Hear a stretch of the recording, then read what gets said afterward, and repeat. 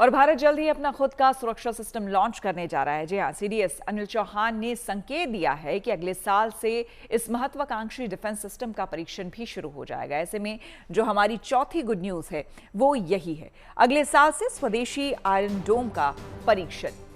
CDS Anil Chauhan ने महू में रण संवाद में भारत के स्वदेशी डिफेंस सिस्टम को लेकर एक बड़ा अपडेट दिया। चौहान ने कहा कि भारत अगले साल से स्वदेशी आयरन डोम का परीक्षण शुरू करेगा। चौहान के मुताबिक 2030 तक भारत इजरायल के आयरन डोम की तरह अपना खुद का स्वदेशी डिफेंस सिस्टम तैयार कर लेगा।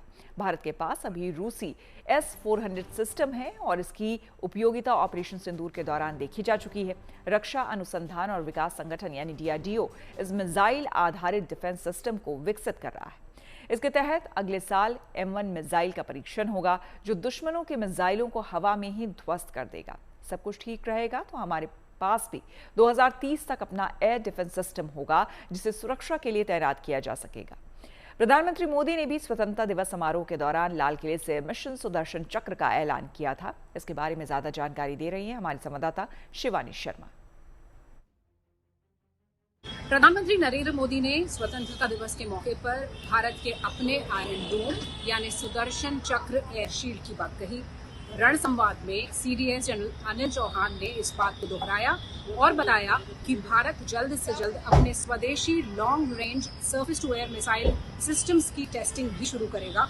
2026 से इन मिसाइल सिस्टम्स की टेस्टिंग शुरू होगी और अलग अलग रेंजेस को फेज्ड वाइज ढंग से टेस्ट किया जाएगा। यानी M1 जिन मिसाइल रेंजेस की 150 किलोमीटर रेंज होगी, उनको पहले 2026 में टेस्ट किया जाएगा।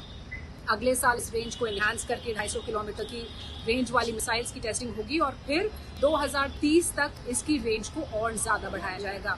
यानी आने वाले कुछ सालों में भारत के पास अपना आयरन डोम होगा। ऐसा नहीं है कि अभी हमारे पास कोई एयर डिफेंस नहीं है, लेकिन एक विस्तृत और वृहद एयर डिफेंस की यहाँ पर शुरुआत हो चुकी है। प्रोजेक्ट कुशा के तहत इसको लॉन्च किया जाएगा और 2026 में DRDO इन मिसाइल सिस्टम्स का टेस्ट शुरू करेगा।